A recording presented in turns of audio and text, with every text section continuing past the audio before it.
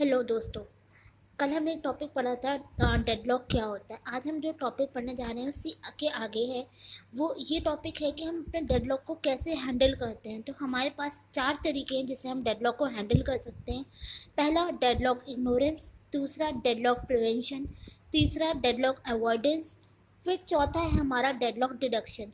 तो हम सबसे पहले पढ़ते हैं डेडलॉक इग्नोरेंस। डेडलॉक इग्नोरेंस हमारा कहता है कि हम डेडलॉक को जो होता है सिस्टम को उसे होने देते हैं, डेडलॉक को अकर होने देते हैं। जब हमारा डेडलॉक अकर हो जाता है तो हम इसको बेसिकली क्या करते हैं, इग्नोर करते हैं। जैसे कि आप लोग अपने मोबाइल या लैपटॉप को जब चलाते हैं तो कभी कभी ये होता है कि वो हैंग कर जाता है।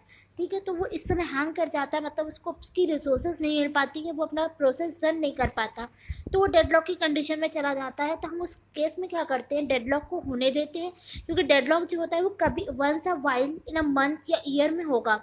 तो उस कंडीशन में हम क्या करते हैं, बेसिकली अपने सिस्टम को स्विच ऑफ करके स्विच ऑन करते हैं। तो हम बस रीस्टार्ट करते हैं अपने सिस्टम को और हम डेडलॉक को अवॉइड कर लेते हैं। क्योंकि डेडलॉक सिचुएशन उस टाइम पे, क्योंकि हम सिंगल यूज़र होते हैं, इतनी बड़ी प्रॉब्लम नहीं होती है। तो हम बेसिकली डेडलॉक इग्नोरेंस क्या होता है, in this approach operating system assume that deadlock never occur, क्योंकि वंस इन अ वाइल अगर होगा कभी, इट सिंपली इग्नोर डेडलॉक। ठीक है, तो ये हमारा सुटेबल होता है सिंगल एड यूज़र के लिए, क्योंकि यहाँ पे मल्टीपल यूज़र्स नहीं है, मल्टीपल प्रोग्रामिंग नहीं हो रही है, तो ऐसे चांसेस नहीं है कि ज़्यादा से ज़्यादा हमारे डेडलॉक हो। तो इस केस में हम क्या करते हैं, डेडलॉक को इग्नोर करते हैं। तो हम इन सिस्टम्स पे कभी भी डेडलॉक एल्गोरिथम के इम्प्लीमेंट नहीं करते, क्योंकि इसके लिए हमारा क्या होगा, ऑपरेटिंग सिस्टम की मेमोरी ज़्यादा यूटिलाइज होगी।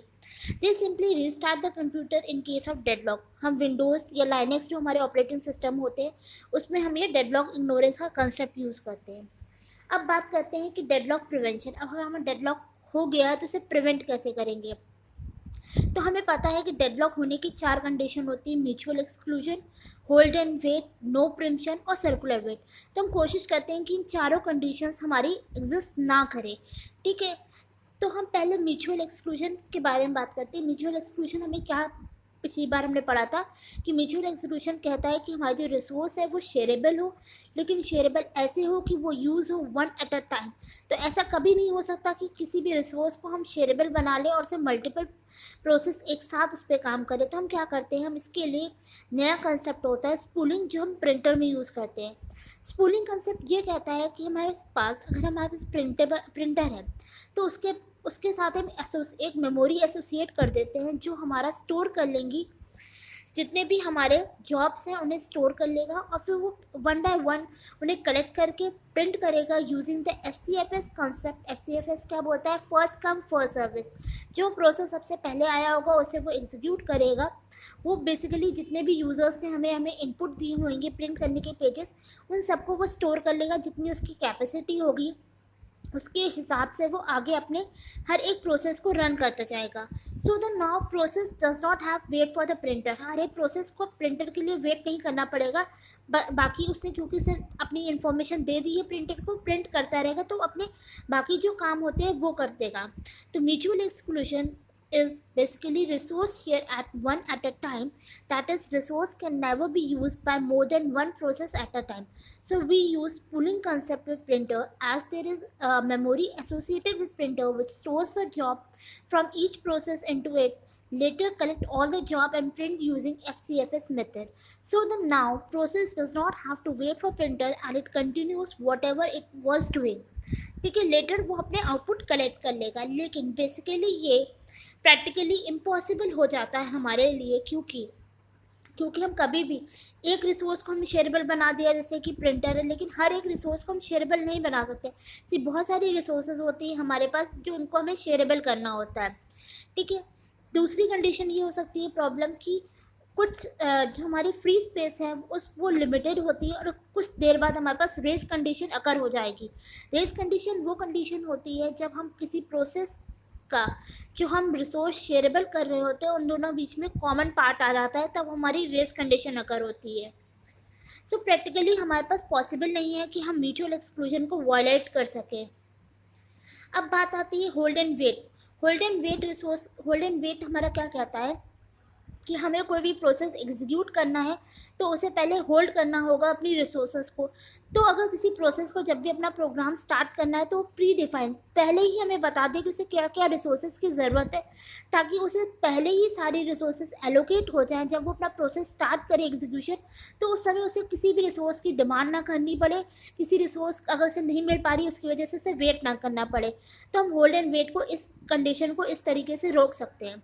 A process must be assigned all the necessary resource before the execution start.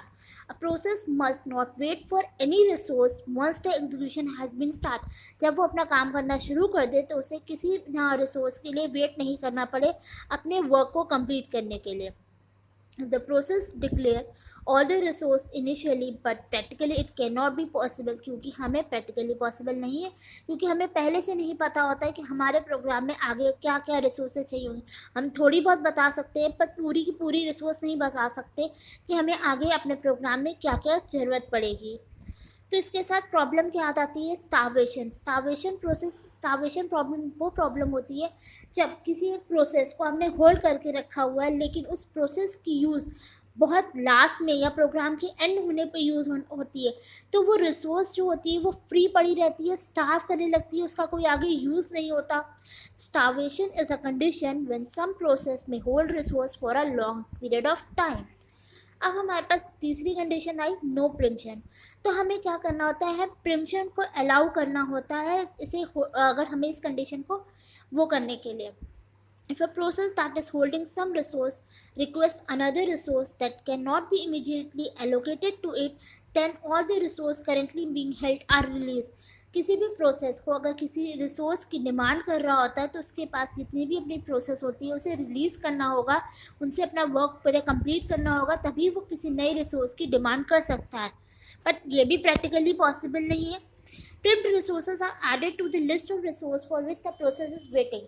तो primed resource में हमारे पास वो डिटेल्स होती हैं जो जिस भी रिसोर्स के लिए वो वेट कर रहा होता है। प्रोसेस विल रीस्टार्ट, अब क्या होता है वो सारी अपनी रिसोर्सेज रिलीज़ कर देगा, तो इस कारण से क्या होगा, फिर से रीस्टार्ट करना होगा, अपनी ओल्ड रिसोर्स के लिए भी डिमांड करना पड़ेगा, साथ साथ उसे अपनी नए रिसोर्स को भी गेन करना पड़ेगा। तो इससे हमारे पास बहुत प्रॉब्लम हो जाती है, तो ये भी प्रैक्टिकली पॉसिबल नहीं है।